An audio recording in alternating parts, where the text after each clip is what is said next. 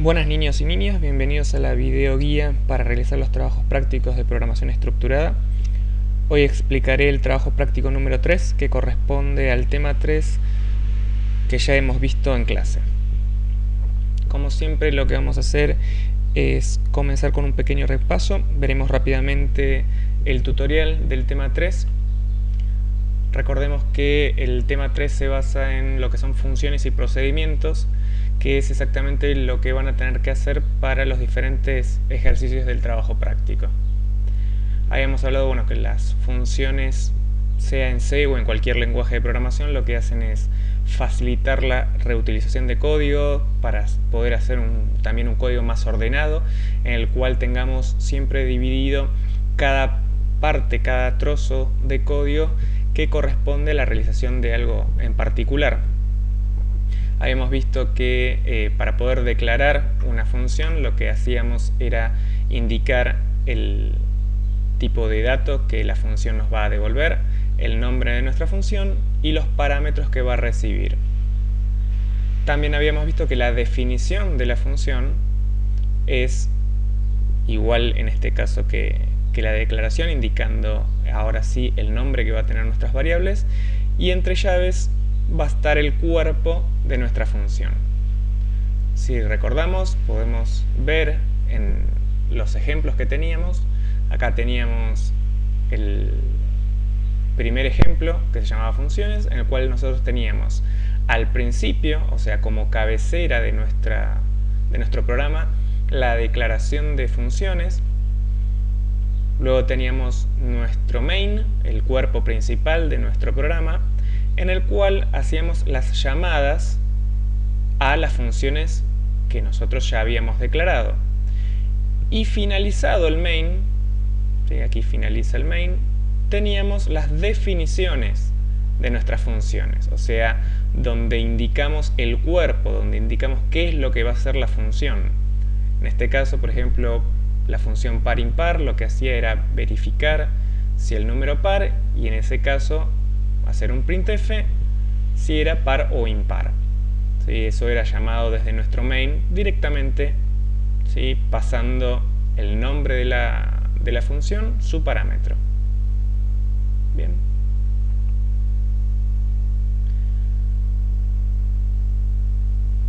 Habíamos visto que hay dos tipos de paso de parámetros a las funciones. Uno era por valor, en el cual lo que se hacía era una copia del valor del parámetro que nosotros estamos pasando a una variable interna, una variable local de nuestra función. En cambio, cuando nosotros pasábamos por referencia un parámetro a nuestra función, lo que hacíamos era pasar la dirección de memoria de esa variable, por lo cual era exactamente la misma variable. También en los ejemplos nosotros teníamos el ejemplo de paso por valor, en el cual lo que hacía era, dentro de nuestro main, tener dos variables, una con un valor y otro. Al pasarlos a esta función de intercambiar, ¿sí? Fíjense en que el paso lo estoy haciendo por valor, o sea, directamente la variable me va a llegar como parámetro dentro de mi función intercambiar.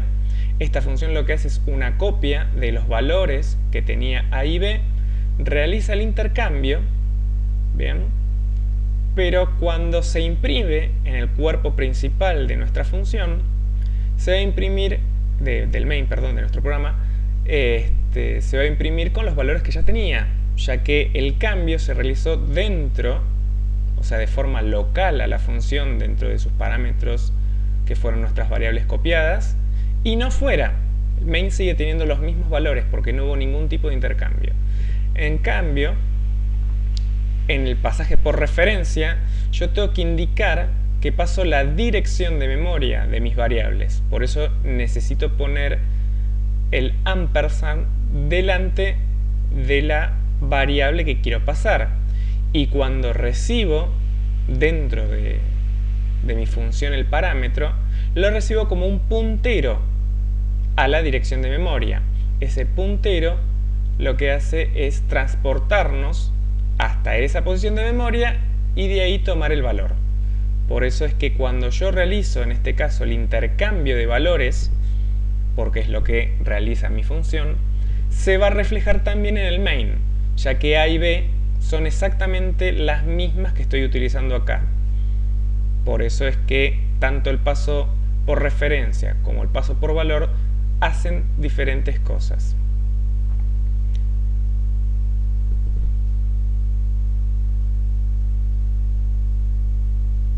A diferencia de las funciones, los procedimientos eran declarados y definidos siempre con la palabra void delante del nombre que le voy a dar a mi función.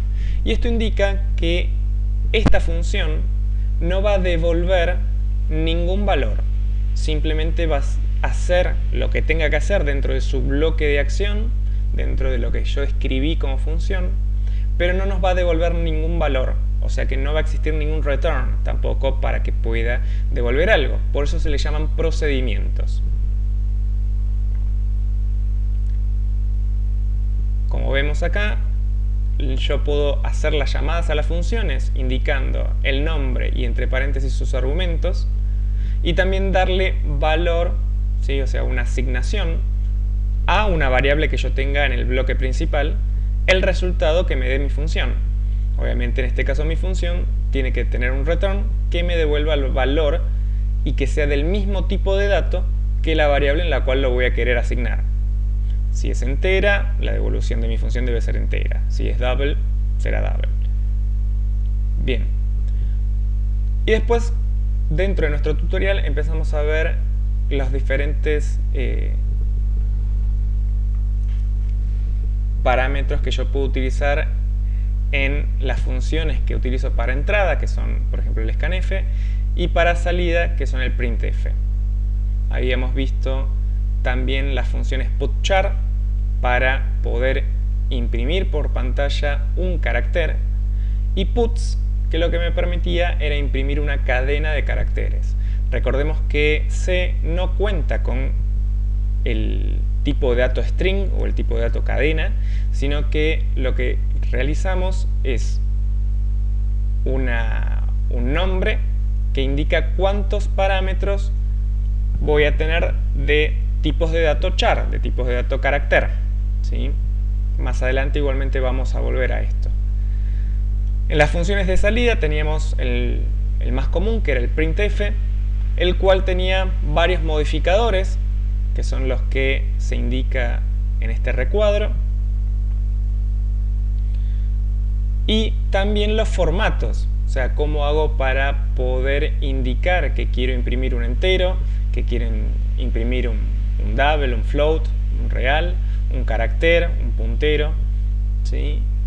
Y utilizando los modificadores que vimos en el recuadro anterior, poder hacer impresiones más específicas de lo que yo quiero hacer. En las funciones de entrada habíamos visto el getChar, que lo que hacía era poder leer de teclado, o sea, de leer del usuario, un carácter y asignárselo a una variable que yo ya tenga creada para ese tipo de dato, y gets, que nos permitía grabar cadena de caracteres. También tendríamos que tener una variable declarada para ese tipo de dato. El scanf, y algo que era importante cada vez que hacemos un scanf, poder utilizar la función fflush standardin, que lo que hace es limpiar el buffer de entrada de datos. Esto nos permite corroborar realmente que vamos a hacer un ingreso correcto de los datos. Si yo estoy ingresando caracteres y luego voy a ingresar valores enteros o doubles o floats, es necesario hacer un fflush para que sepa el buffer que están ingresando diferentes tipos de datos por su canal. También tenía formatos, ¿sí?, que corresponden al tipo de dato que yo quiero escanear, que quiero hacer que ingrese. Si lo vemos en los ejemplos, aquí teníamos un programita, un pequeño programa, en el cual lo que hacía era crear dos funciones, en este caso vean que son void, eso quiere decir que son procedimientos. Si se fijan, de hecho, en el menú en el main, en mi programa principal, yo lo que hago es la llamada a suma y la llamada a área, que no reciben ningún parámetro, y dentro de esos procedimientos lo que hago es hacer un printf, hacer un scanf y poder imprimir por pantalla los diferentes valores, ¿sí? Observen que el scanf siempre se le pone el ampersand delante, porque lo que estoy indicando es que quiero grabar lo que la persona escriba por su teclado dentro de esta posición de memoria, que era lo mismo que nos pasaba cuando hacíamos el pasaje por referencia. Lo último que vimos fue las posiciones de las variables, ¿sí? O sea, cómo es que funcionan las variables locales y globales. En el caso de las variables locales, pertenecen dentro del bloque en el cual esté trabajando, y las globales van a poder ser utilizadas por diferentes bloques, por todos los bloques de hecho dentro de nuestro programa, o sea, en funciones, en el main y demás. Habíamos visto también que había modificadores de acceso. Teníamos el static, el register, el auto, que es el normal, y el extern. Eso mismo lo podemos ver en los ejemplos. Teníamos en este caso el ejemplo 8, en el cual tenemos un main y un procedimiento que se llama cuadrado, en el cual tenemos varios bloques, y en el cual también tenemos una variable que es definida como global. Fíjense que está fuera de main. Eso quiere decir que esta variable es accedida tanto por main como por cuadrado, ¿sí? Ya que se encuentra de forma global. Dentro de este programa hay diferentes bloques, y en esos bloques se crean variables que llevan el mismo nombre que mi variable global. Eso quiere decir que dentro de este bloque, al yo declarar y crear una variable entera con el mismo nombre de la global, esta variable es local y se utiliza este valor y no el valor que corresponde al global. Así, si seguimos leyendo este código, vamos a poder ver que en diferentes posiciones, en diferentes bloques, van a funcionar las variables de forma diferente. Bien. Acá teníamos un pequeño ejemplito también utilizando el gets, utilizando el scanf, el fflush que comenté recién y demás. Y por último, habíamos visto cómo trabajar con programación en múltiples archivos. Yo les había comentado que en realidad la idea justamente de programar prácticamente en cualquier lenguaje es poder dividir nuestro programa y poderlo hacer más legible, que sea más entendible para otro programador y para que funcione también lo más ágil posible en una computadora. Lo más recomendable en casi todos los lenguajes de programación es justamente armar diferentes archivos, en el cual va a haber un archivo que corresponderá al principal, al código principal, y después ese código principal hace referencia, va llamando a funciones o a procedimientos que están en otro archivo. Entonces, si nosotros vemos el ejemplo, teníamos un archivo .c en el cual yo tengo el main, pero este programita hace llamado, hace un include a otro archivo. Este archivo es un archivo .h. Los archivos .h son archivos de biblioteca en C, y eso corresponde a otro archivo que yo también creé, en el cual, por ejemplo, en este caso, tengo declarada una función. Fíjense en que no hay main, no hay nada acá, ya que lo que hace esto es simplemente ir guardando, yo voy escribiendo y guardando las funciones que quiero utilizar después en mi programa principal. Al yo hacer el include aquí, en este programa que va a ser el principal, puedo hacer utilización de funciones y procedimientos que yo haya escrito en otro archivo. Entonces, si observamos aquí, vemos que acá hay una llamada, ¿sí?, a la función max, que aquí está únicamente declarada, pero no está definida, o sea, no está el código de la función max. El código, el procedimiento que va a realizar esa función está en este otro archivo. Bien. Con esto tenemos el repaso entonces de lo que ha sido el tema 3, y que lo más importante en sí es que puedan aprender a utilizar funciones y procedimientos para realizar sus programas. Y es la idea también para poder realizar el trabajo práctico. Como siempre, el trabajo práctico debe ser entregado en un documento en PDF vía mail, respetando el envío a esta dirección, consultas@profmatiasgarcia.com.ar, e indicando en el asunto estructurada, que es la materia, y bueno, como siempre, la estructura que vamos a necesitar. En el caso que necesiten alguna ayuda, como ya saben, me pueden escribir al mismo mail indicando cuál es la duda o el inconveniente que tengan. No hay ningún problema con eso. En este trabajo práctico vamos a trabajar leyendo código, interpretando código, para poder ir aprendiendo a la interpretación, a la lectura de este tipo de casos. Desde el ejercicio 1 hasta el ejercicio 10, yo voy a ir bajando. ¿Sí? Son todos trozos de códigos los cuales ustedes tienen que leer e indicar cuáles de las posibles salidas que yo les indico es la correcta al código que están leyendo. Bien.